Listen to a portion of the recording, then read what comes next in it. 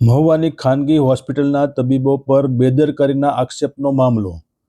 સ્ત્રી રોગના ઇલાજ માટે કરસાર સદભાવના હોસ્પિટલ ખાતે કાજલબેન બારૈયાને કરાયા હતા દાખલ. બાદ પ્રથમ મહુવા અને ત્યારબાદ ભાવનગર લઈ જવાતા સારવાર દરમિયાન તેણીનું થયું હતું મૃત્યુ. તેમ છતાં પોલીસ દ્વારા એફઆઈઆર નહીં નોંધાતા ગ્રામ લોકોએ કરી હતી ઉગ્ર રજૂઆત. દરમિયાન આજે વહેલી સવારે તેણીના પતિ નીતેશભાઈએ પણ ગળાફાંસો ખાઈ જીવન ટૂંકાવ્યું. પરિવાર દ્વારા પત્નીને ન્યાય નહીં મળતા આત્મહત્યા કર્યાનું કહેવામાં આવ્યું. પરિવારે પોલીસની કામગીરી પર સવાલ ઉઠાવતા પોલીસ દ્વારા પણ પોતાના તર્ક જણાવવામાં આવ્યા. તાત્કાલિક હું પોતે જાતે હોસ્પિટલ ગયો હતો અને એમના પરિવારને મળીને અકસ્માત ડેથની જે જાહેરાત લેવાની તરત લઈ લીધી હતી અને કોલ્ડ સ્ટોરેજમાં રેકોર્ડિંગ મૂકવા માટે વિનંતી કરી અને છતાં એમના ફેમિલીને પૂરેપૂરો સપોર્ટ કર્યો હતો ત્યાં જગ્યા ઉપર જ. બીજા દિવસે એ લોકો જ્યારે મારી પાસે જાહેરાત લેવા આવ્યા એમને તરત જાહેરાતની કોપી આપેલી હતી. આમાં સુપ્રીમ કોર્ટનું ગાઈડલાઇન્સ છે ડૉક્ટરો વિરુદ્ધ જે કોઈ બનાવ બને એમાં પ્રાઇમરી લેવલની ઇન્ક્વાયરી કરીને પછી જ એફઆઈઆર નોંધવાની હોય છે. મારી પાસે સુપ્રીમ કોર્ટનું જજમેન્ટ છે. તમને આગેવાનોને ગુજરાત સરકાર જેનો પત્ર છે એ આગેવાનોને પ્રોવાઈડ કરી છે.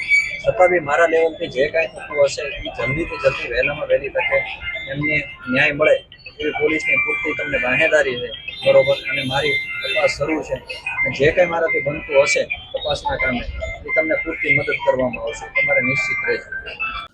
આ ઘટનાને લઈને મોટી સંખ્યામાં જ્ઞાતિના આગેવાનો હોસ્પિટલ ખાતે દોડી આવ્યા. આગામી દિવસોમાં પોલીસ કાર્યવાહી નહીં થાય તો આંદોલનની ચીમકી પણ ઉચ્ચારી. સમગ્ર ઘટનામાં પત્નીના મૃત્યુ બાદ પતિ નીતેશભાઈ દ્વારા આત્મહત્યા કરી લેતા પરિવારજનોમાં શોકનું મોજું ફરી વળ્યું. હું બારિયા મિલન ને આ મારો મોટો ભાઈ છે ને અમે કાયમી કે એમને પૂછતો સાંજે કે મારા પત્નીને ન્યાય મળશે. કાયમી કે એકનો એક એ જ વાત હતી કે કમસે કમ 3 થી 4 દિવસ રાતે 11 વાગે પૂછે, 11:30 પૂછે. એકલી મનમાં એ જ વાત હતી કે ન્યાય મળશે એ જ વાત હતી એના મનમાં એક ધારી. અત્યારે હવે શું ઓલું કર્યું છે? અત્યારે આ ભાઈ સુસાઇડ કરી લીધી છે ન્યાય ન મળવાના બાબતે.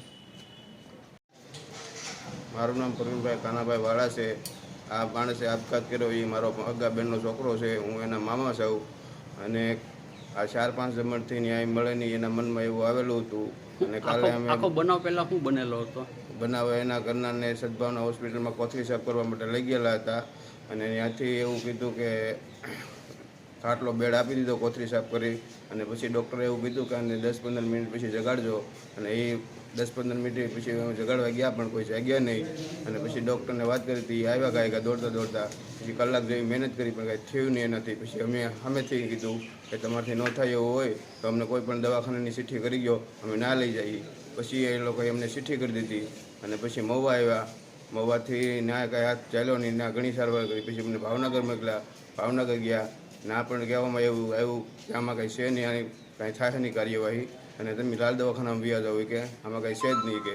પછી અમે લાલ દવાખાને ગયા ના પછી દિવસના 11:55 આત્મો જતો રહ્યો ના પણ ના જ પાડી હતી આમાં કાંઈ થઈ એવું શક્યતા નથી કે. પછી અમે પીએમ કરાવવા ગયા હતા અને પીએમ કરાવીને અમે પછી બીજા દિવસે સવારે લાશ લઈને કરાવી આવ્યા. પછી 4-5 જમણ થઈ ગયા છતાં આની કાંઈ કોઈ કાર્યવાહી આગળ ચાલતી નહોતી. એ પછી અમે ગામ લોકોને ભેગા કરી અને શિવાજી ચોક પોલીસ સ્ટેશન સામે ફરિયાદ નોંધાવા ગયા કે આના પગલાં ભરો. છતાં એ કે અમે પગલાં અમારા ચાલુ છે, અમે પગલાં ભરીએ છીએ. અને બીજા દિવસે આ મનમાં એવું આવી ગયું કે મારા પત્નીને ન્યાય નહીં મળે એટલે એ લોકોએ આ સુસાઇડ ખરાબો ખાઈ લીધો છે.